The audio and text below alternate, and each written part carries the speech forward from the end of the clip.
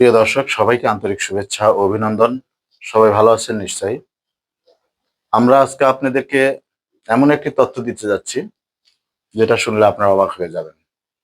এবং আমরা একটা কথা বলি, আমাদের এই ধরনের আচরণের জন্য মাননীয়া মুখ্যমন্ত্রী মমতা ব্যানার্জি উনি কি অ্যারেস্ট হবেন? আসলে তো আমাদের ভারতবর্ষে যদি কেউ রাষ্ট্রদ্রোহী কাজ করে, রাষ্ট্রের বিরুদ্ধে কাজ করে, তাহলে কিন্তু সেটা রাষ্ট্রদ্রোহী মামলাও হয় এবং তাকে অ্যারেস্ট করার একটা সম্ভাবনা থাকে।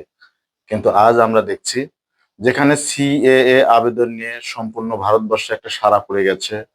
নাগরিকত্বের যে একটা ব্যাপার থাকে, যে ব্যাপারটা সুন্দরভাবে সরকারের তরফ থেকে, ইলেকশন কমিশনের তরফ থেকে সুন্দরভাবে সেই ভোটাধিকারের ব্যাপার এবং নাগরিকত্বের যে ব্যাপারটা সেটা পরিষ্কার করা হচ্ছে বা পরিষ্কার করার জন্য এই পদ্ধতি অবলম্বন করেছে সরকার। কিন্তু সেই রাষ্ট্রের আইনের বিপক্ষে যে আমাদের মাননীয় মুখ্যমন্ত্রী মমতা ব্যানার্জি তার মন্তব্য এবং তার কিছু প্রস্তুতির কথা বললেন এবং সে সরাসরি জনগণকে বলে দিলেন যে আপনারা কেউ এই সিএ এর ফর্ম পূরণ করবেন না। তাহলে ফর্ম পূরণ করলে কি হবে? আপনাদের সেই ফর্ম দেখে দেখে ভোটার তালিকা থেকে নাম বাদ দিয়ে দিবেন। আপনাদেরকে আমরা প্রমাণ সহ এখন দেখাবো। আপনারা দেখবেন এবং আপনারা নিজেরাই বলবেন যে আসলে মাননীয় মুখ্যমন্ত্রী কি সঠিক কথা বলেছেন? রাষ্ট্রদ্রোহীর মতোই কথা উনি বলছেন। উনি সরাসরি জনগণকে উদ্দেশ্য করে বলছেন, আপনারা কেউ এই ফর্ম পূরণ করবেন না।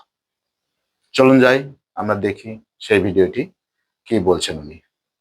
আপনারা অবশ্যই কমেন্ট বক্সে এটার মন্তব্য করে যাবেন এবং আমাদের চ্যানেলটিকে সাবস্ক্রাইব করবেন। আমরা আপনাদেরকে প্রতিনিয়ত এই ধরনের আপডেট খবরগুলো যেন দিতে পারি এবং উৎসাহ পাই। ধন্যবাদ সবাইকে সাথে থাকার জন্য। চলুন আমরা ভিডিওটি দেখি। না জেনে ফর্ম ফিল আপ করবেন না। আপনার ডিটেলস নিয়ে গিয়ে ভোটার লিস্ট থেকে নাম বাদ দিয়ে দেবে আর নিয়ে বলবে এই নাও এনআরসির নোটিশ নাও। আমরা মানব না।